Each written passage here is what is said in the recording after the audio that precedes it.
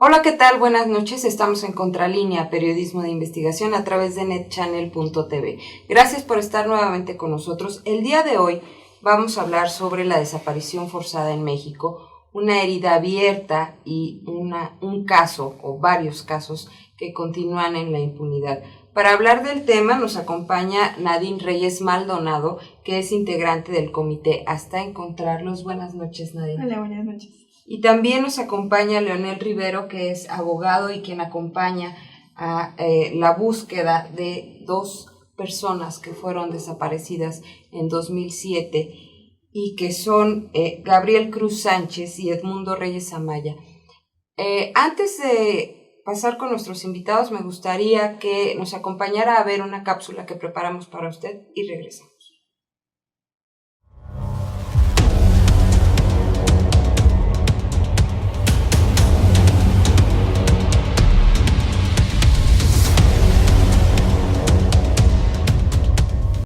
La definición legal más aceptada de la desaparición forzada en el derecho internacional humanitario es la que aparece en el preámbulo de la Declaración de Protección de todas las personas contra las desapariciones forzadas de 1992.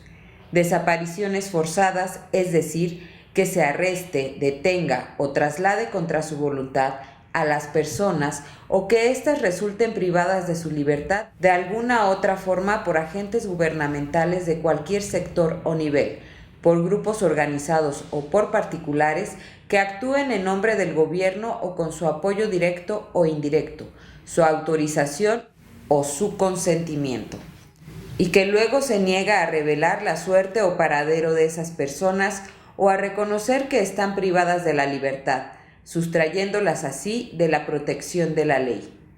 En esta definición se pueden identificar tres elementos: que se arreste, detenga o traslade contra su voluntad a personas o que éstas resulten privadas de su libertad de alguna u otra forma. La detención o privación de la libertad puede tomar muchas formas. Todas las situaciones de privación de libertad pueden conducir a la desaparición forzada. En algunos casos, la persona que desaparece ya estaba detenida, a veces incluso por motivos legales. En muchos otros casos, la desaparición comienza al hacer prisionera a la persona fuera de un lugar oficial de detención.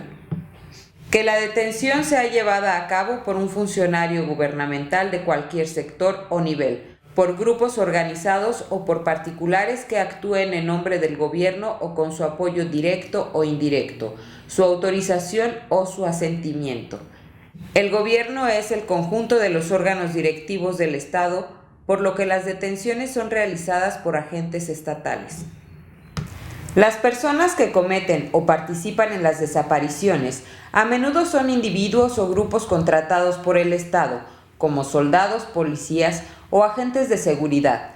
También pueden ser otros actores que operan con instrucciones de las autoridades o instituciones del Estado, o que tienen la aprobación del mismo, como por ejemplo los miembros de las patrullas de autodefensa, las milicias privadas u otros grupos parapolicíacos y paramilitares que cometen crímenes siguiendo las instrucciones de autoridades o instituciones estatales. Sin embargo, cuando intervienen dichos actores en las desapariciones forzadas, es difícil aprobar la conexión entre el Estado y las personas que realmente ejecutaron la desaparición. El último punto indica que después los funcionarios gubernamentales se nieguen a revelar la suerte o paradero de esas personas o a recorrer que están privadas de la libertad, sustrayéndolas así a la protección de la ley. La negativa u ocultación de información es un elemento sustancial del delito, por lo que no son válidas las declaraciones en torno a la posible muerte de la víctima mientras no haya un esclarecimiento oficial de los hechos.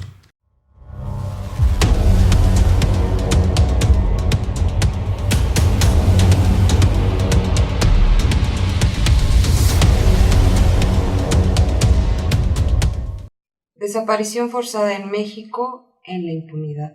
Nadine Reyes, me gustaría que nos platicaras un poquito, hacer un contexto del caso de tu padre, Edmundo Reyes Amaya, desaparecido en mayo de 2007. Bueno, el contexto en el que se da la desaparición tanto de mi padre Edmundo como de su compañero Gabriel Alberto Cruz Sánchez se da posterior al conflicto que se vivió en Oaxaca en 2006, después de la represión que se dio en contra del magisterio en ese estado, en esa entidad. Se da en el 2007, a inicio se da todavía los estragos de la represión, del hostigamiento y de la persecución que se inició por el gobierno de Ulises Ruiz. Tanto mi padre como su compañero son señalados en diferentes ocasiones como que estuvieron de alguna manera involucrados también en parte de esa organización del conflicto que se vivió en Oaxaca, y bueno, forman parte lamentablemente también de este contexto, ¿no? de represión, de hostigamiento, y bueno, son ellos desaparecidos precisamente en mayo del 2007, justo en el centro histórico de la ciudad de Oaxaca, y bueno, desafortunadamente hasta el momento no sabemos de ellos. Sin embargo, sí hay indicios de la participación tanto de policías del estado de Oaxaca como también de involucrados el ejército en su desaparición. Ya son 8 años en que Nadine y Margarita, hermana de Gabriel Cruz, y junto con otras muchas personas han estado en la búsqueda de estas dos personas que también pertenecían al Ejército Popular Revolucionario y que, bueno, han sido señalados, estigmatizados. ¿Cómo ha sido la vida estos 8 años y esta búsqueda, Nadine? Bueno, sí ha sido bastante complicada, precisamente por lo que comentabas. Nuestros familiares fueron reivindicados por este grupo guerrillero, el Ejército Popular Revolucionario, y bueno, debido a esta participación de nuestros familiares en esta guerrilla, hemos sufrido pues mucha estigma, ¿no? social por parte de muchas personas todavía.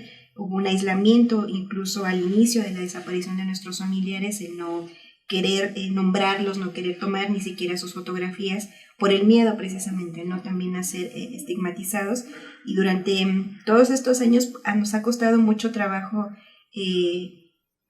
cambiar esa idea, ¿no? Del hecho de que nuestros familiares sean dos luchadores sociales y sea por el motivo que sea que hayan elegido esa vía para luchar, creemos que no es motivo ni justificación para que se les haya desaparecido, ¿no? Entonces hemos tratado de rescatar sus historias, sus vidas, quiénes son ellos, y tratar un poco de cambiar la idea ante la población principalmente, ¿no? Que ellos son dos personas, son seres humanos y que nadie tiene por qué ser desaparecido en el país. Entonces ha ido cambiando un poco la visión de la gente, y eso, bueno, ha sido gracias a la lucha también, ¿no? constante que hemos tenido y que no hemos permitido que este caso, como muchos otros casos, queden en el olvido. Un país de leyes en el que también se habla de democracia debería de primero juzgar a las personas si cometieron o no algún delito antes de que sea el mismo Estado o los mismos integrantes del Estado los que participen en este tipo de desapariciones. Leonel, me gustaría que nos hablaras un poquito de este concepto de desaparición forzada. Antes de entrar a cámaras, hablábamos de que ya hay más de 28,000 personas desaparecidas en el país, pero este concepto de desaparición forzada es muy específico porque trata de la participación del Estado. Sí, y a diferencia tal vez de otros casos que se han documentado, de los miles de situaciones de desaparición forzada, el caso de Edmundo Reyes y Gabriel Alberto Cruz, hay toda una investigación realizada por la Procuraduría General de la República, y desde el primer inicio como un delito de desaparición forzada. En parte no solo por la reacción que tiene después de la desaparición el grupo armado, sino también porque las familias optan por esta vía, optan por la vía de la investigación y poner a prueba realmente hasta dónde el derecho de acceso a la justicia, como tú lo señalas, en un estado que se precia de ser un estado de leyes, puede realmente ser un medio con el cual las víctimas puedan acceder precisamente a una verdad histórica y a una verdad legal de una desaparición forzada. Creo que en este caso en específico, y por los 8 años que que lleva y las investigaciones que se han realizado, pues ha puesto a prueba todo el sistema, no solamente el sistema de investigación, sino también hasta este momento el sistema de administración de justicia, el alcance que puede tener una decisión judicial cuando el actor, en este caso específico, o uno de los actores sobre los cuales recae buena parte de la investigación y de la probable responsabilidad, son las Fuerzas Armadas. O sea, se pone a prueba realmente la vigencia de un Estado de Derecho y hasta dónde realmente hay un compromiso de las instituciones y en específico del Poder Judicial de aclarar una situación de esta naturaleza. Es pertinente hacer como mención o especificar que aunque esta desaparición se dio en Oaxaca, que podría parecer algo muy local, está la participación de todas las instancias, ¿no? Se llegó hasta el ejército. Sí, a lo largo de la investigación que llevó a cabo el Ministerio Público de la Federación, se establecieron varias líneas de participación, no solamente una que tenía que ver con autoridades estatales, la Procuraduría General de Justicia del Estado y las policía, digamos, seguridad pública estatal, sino también otra que tenía un involucramiento con la Policía Federal en específico y otra que tenía el involucramiento directamente del Ejército, de las Fuerzas Armadas. Entonces, sobre esas 3 líneas se han venido investigando. El Ministerio Público Federal ha profundizado sobre todo en el tema estatal y el tema de la Policía Federal. El tema de las Fuerzas Armadas es un tema que no se ha profundizado aún, y cuando el propio Ministerio Público informó que era una línea de investigación y que tiene que ver más que nada con guardar o resguardar esa institución que últimamente ha gozado de un fuero, digamos, muy sui generis, de no tocarlo, y que finalmente, bueno, una decisión que más adelante podemos comentar, una decisión judicial pone directamente sobre el centro de la atención, el papel que jugaron las Fuerzas Armadas en la desaparición forzada de Edmundo Reyes y de Alberto Cruz. Ahora, han pasado 8 años, pero desde 2014, o sea, hace 4, ya tenemos o ya hay una resolución judicial de la que vamos a hablar una vez que regresemos del corte, porque hay puntos muy específicos que me gustaría que el auditorio estuviera enterados y que, bueno, hay que darle seguimiento y hay que visualizarlos. Regresamos en un momentito.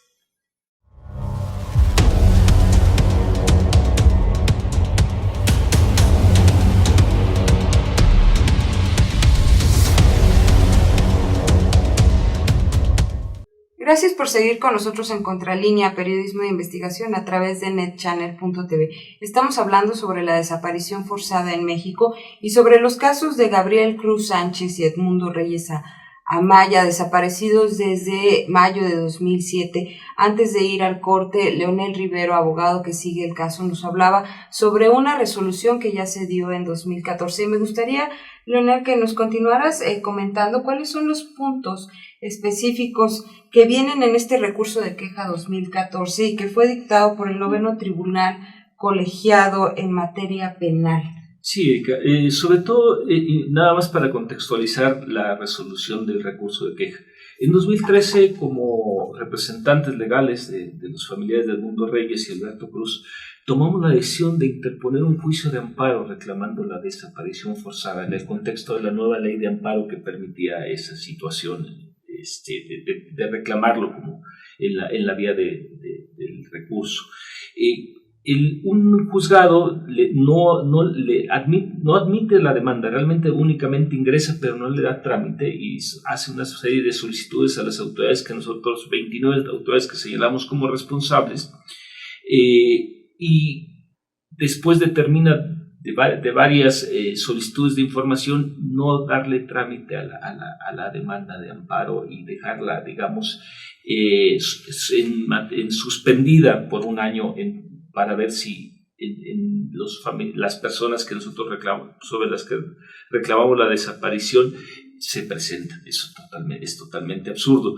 Nosotros presentamos un recurso de queja contra esa decisión y en junio del 2014 se da una resolución que no tiene precedente judicial en México, una resolución que incluso por sus alcances se puede equiparar al caso Velázquez Rodríguez, que es una de las bases de la jurisprudencia del sistema interamericano, y en la cual un tribunal colegiado obliga por un lado al juzgado que está conocido el amparo a admitir la demanda, pero también hace una serie de señalamientos que tienen un impacto o que van a tener un impacto que aún en este momento puede ser, digamos, no totalmente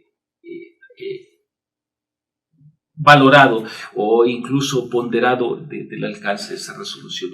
Y tiene que ver con la decisión de determinar que el Ministerio Público tiene la obligación, y son 3 puntos esenciales, de trasladarse a los lugares de búsqueda, a los lugares de detención o ocultamiento en donde puedan estar detenidos Edmundo Reyes y Alberto Cruz, que se realice esa búsqueda de esos lugares, pero sobre todo esos lugares enfocados básicamente a las principales instalaciones militares en México.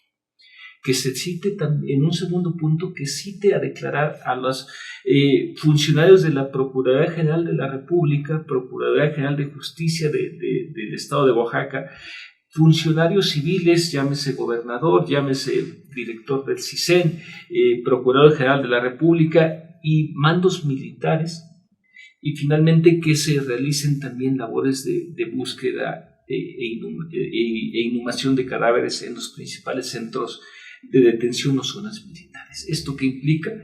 Que se abran los cuarteles militares y que el Ministerio Público Federal, los familiares, los representantes legales y acompañados de equipos forenses nos aboquemos a buscar los restos. Esto es muy grave, ¿no? O sea, esto no tiene precedentes. Resolución lo hace pensar a uno lo grave que es la participación del ejército, o suponer la participación del ejército. Sí. Como una línea de investigación, necesariamente se tiene que llamar a declarar a los principales mandos militares, pero también el Ministerio Público tiene la facultad, porque hay un mandato judicial, de ingresar a las principales zonas militares, llámese Campo Militar número 1, las zonas militares de Guerrero, de Oaxaca, de Puebla, de donde él considere pertinente, y ahí realizar las búsquedas. O sea, esto no tiene precedentes en México, pero además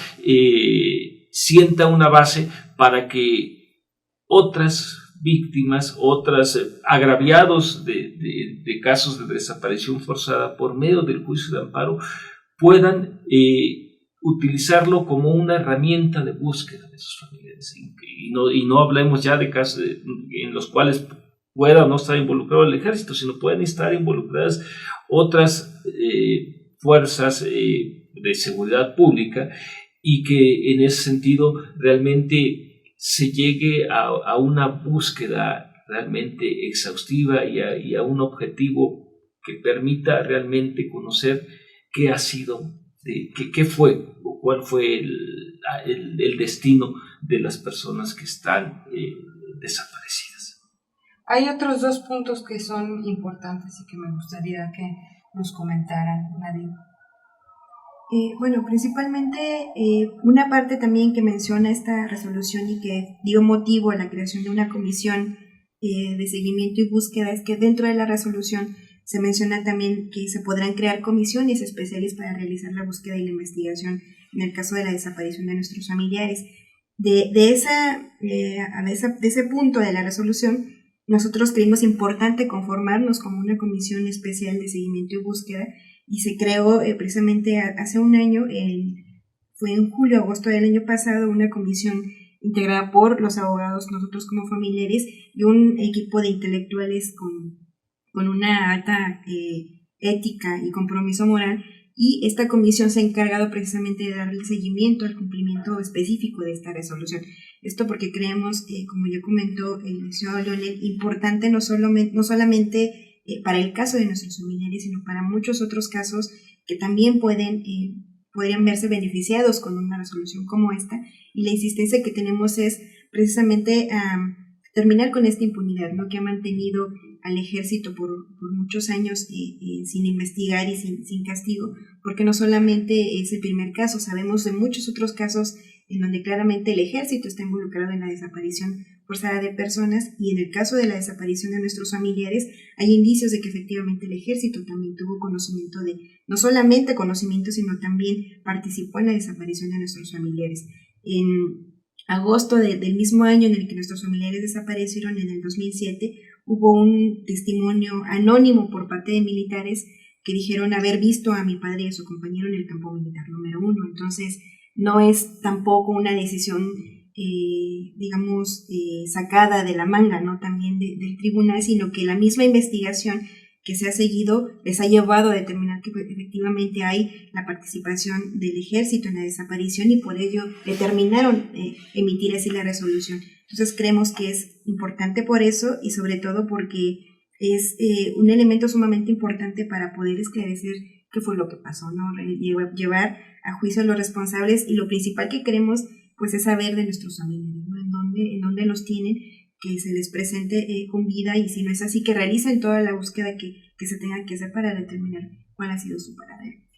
Y justo en una plática previa comentábamos de que estos dos casos han sido mencionados a lo largo de estos 8 años y de que han sido visualizados por los medios, pero que a ustedes también han llegado otros casos que tienen que ver con desaparición política, y que me decía son casi 150 los que ya tienen registrados. Sí, así es. Nosotros como organización formamos parte de una coordinación más amplia de la campaña nacional contra la desaparición forzada, y desde el 2005 empezamos a documentar casos desde el 2005, y de esa fecha hasta la actualidad hemos documentado 150 casos específicamente de luchadores sociales y defensores de derechos humanos que han sido desaparecidos. Es decir, son desapariciones que nosotros decimos por motivos políticos, asociadas a la misma actividad política que llevan estas personas,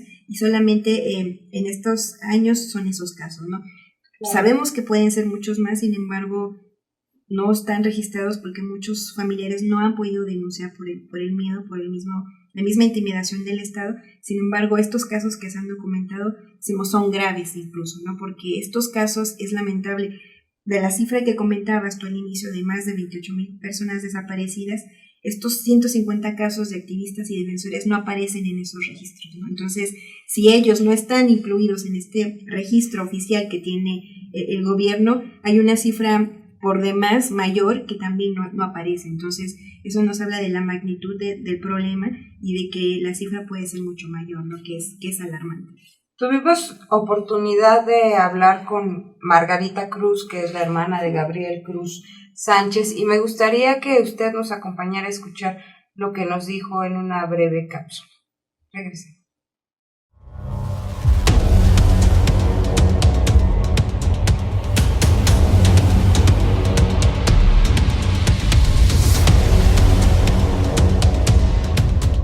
La vida de mi hermano, él desde muy joven se incorporó, él estuvo estudiando en la Universidad Benito Juárez, desde la secundaria y la preparatoria, y él empezó tener a secretario general del comité estudiantil de la preparatoria, y muy joven él tuvo que irse porque después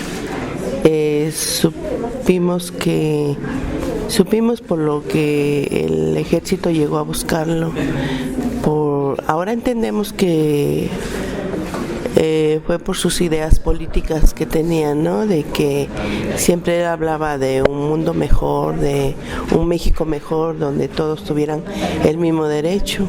Entonces, yo me imagino que esas fue sus ideas, el que tuvo que irse de la casa muy joven y en la cual nosotros no nos enteramos por muchísimos años, más de 30 años, hasta su detención por medio de la prensa, por su foto que salió. Nosotros no supimos más, sino hasta que nos enteramos por el periódico que él participaba en el ejército del EPR, y entonces allí fue donde yo era muy chica de edad, donde pues no supimos más de él hasta en ese entonces. ¿Su familia cómo ha vivido estas dos ausencias? Primero, cuando él se va para seguir con sus ideas políticas, y ahora en la búsqueda. Nosotros como familiares sufrimos mucho la persecución, que iban a catear nuestra casa, sabiendo, interrogándonos que dónde estaba, qué hacía, a qué se dedicaba, pero en realidad nosotros no sabíamos absolutamente nada. Pero sí sufrimos mucho la persecución. Mis padres ya no viven y pues desgraciadamente murieron ellos, y por eso yo cuando me enteré de que había desaparecido, que al ver su foto y unos compañeros de la preparatoria sacaron un comunicado en el periódico reconociendo que era exactamente mi hermano, entonces yo reaccioné y pues tardé en presentarme en público para reclamar, porque aparte de eso, aunque mi hermano no vivió tantos años con nosotros, es una parte de sangre, ¿no? Y en la cual yo no pude tener ese valor de decir no lo busco, ¿no?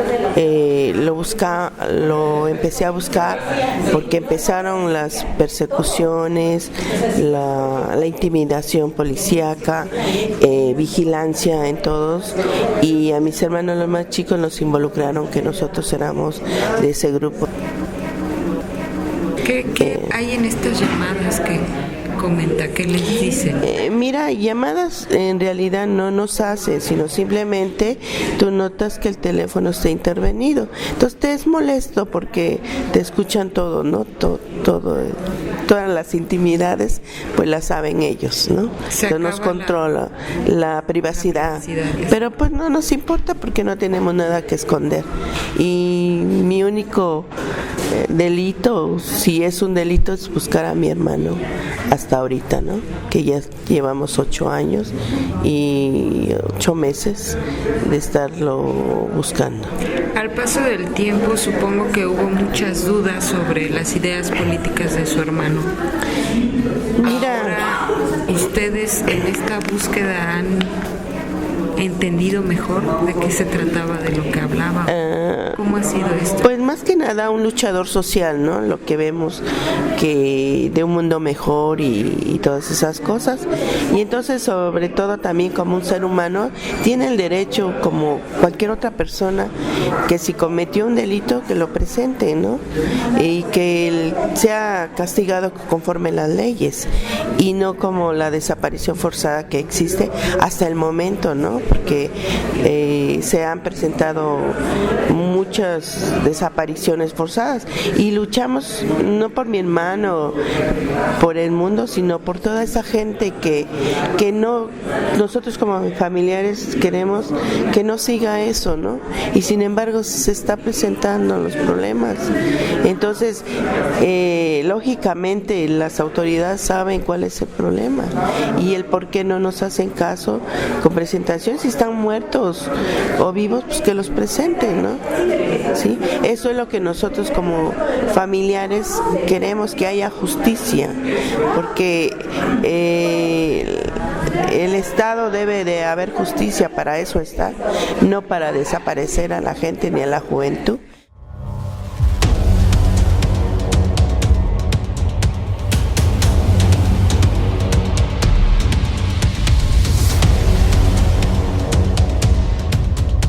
Muchas gracias por estar nuevamente con nosotros en Contralínea, periodismo de investigación a través de netchannel.tv. Agradecemos sus comentarios a info@contralinea.com.mx.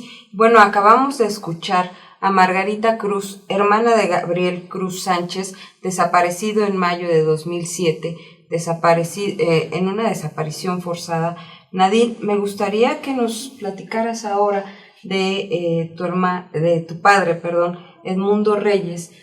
Margarita nos decía que su hermano buscaba un país más justo, un bienestar común. ¿Qué pasaba con tu padre? Bueno, en el caso de mi padre fue difícil un poco la situación. No conocíamos de la militancia política de mi padre, sin embargo, como lo que nos tocó vivir con él, pues lo que te puedo decir es que es una persona excelente, un ser humano muy comprometido, sí, con la gente.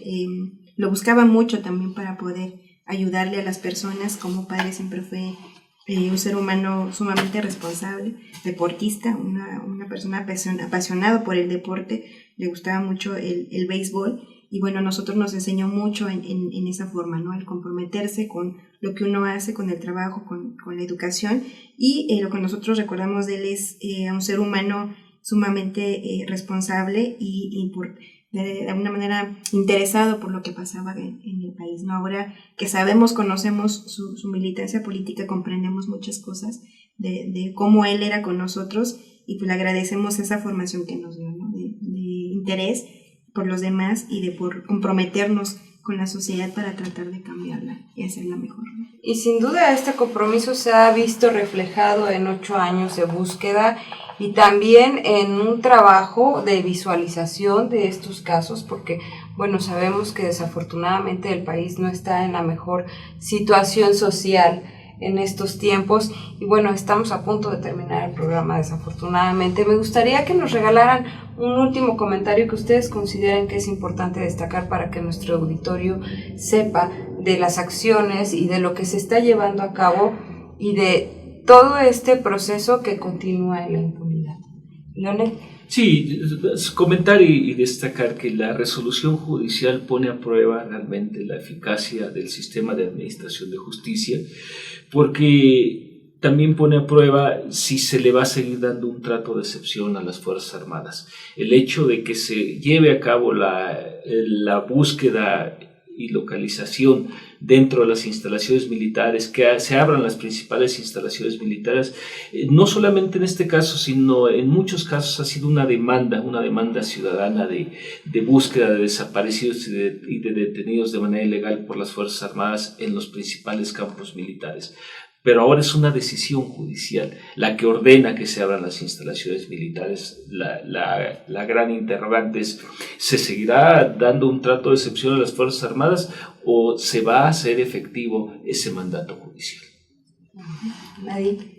Sí, destacar esta parte. Nosotros como familiares continuaremos junto con los representantes legales y con todas las organizaciones que nos han apoyado a seguir exigiendo el cumplimiento de esta resolución, pero también señalar que ante la gravedad de las desapariciones forzadas en general en el país, creemos que es necesario que la sociedad y el pueblo en general en su conjunto voltee a ver esta problemática, ¿no? Nosotros decimos, es lamentable que esto solamente tenga que competirle a las familias. Esto es un problema ya nacional, no es un problema de gravedad en el que no estamos exentos nadie, ¿no? Ahora, cualquier persona puede lamentablemente ser desaparecida, y creo que el llamado sigue siendo a ser sensibles y solidarios con este tipo de luchas, ¿no? Y algo que es importante y que ahorita está presente y que también es un proceso en el que estamos participando es en la exigencia de la Ley General sobre Desaparición Forzada, que es un proceso que también ahorita está pendiente, se va a discutir una iniciativa de ley en estos meses, y que también es importante que la sociedad sepa, ¿no?, que haga el reclamo también. En México no existe una ley que prevenga y que sancione este delito de desaparición forzada, y también tiene que haber jurídicamente un marco que permita sancionar. Sabemos que no es suficiente porque también las leyes en el país no se respetan, sin embargo creemos que es una herramienta necesaria con la que debemos de contar. Entonces el llamado es estar pendiente, estar al tanto de esta situación, y pues el llamado es seguir siendo sensibles y solidarios en la exigencia de la presentación de todos los desaparecidos. Agradezco mucho a ambos que hayan estado con nosotros. Este es un espacio abierto para ustedes, y agradezco a usted que nos haya puesto en línea nuevamente, como cada martes a las 8 de la noche. Vamos a estar muy al pendiente de lo que ocurre con esta iniciativa de ley, y nos vemos el próximo martes a las 8 de la noche. Buenas noches. Gracias. Gracias.